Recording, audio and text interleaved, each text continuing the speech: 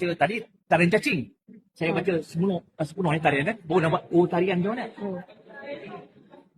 Bismillahirrahmanirrahim. Ini panjang.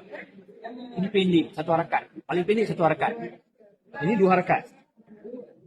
Alhamdulillahi Rabbil Alamin. Ar-Rahmanir-Rahim. Itu sikit. Sikit lagi. Yasin. Macam tadi saya cakap. Tadi cacing je. Ini. Ya. Ini dua harakat. Tarian buka pintu namanya. Yasin. Kalau Anas.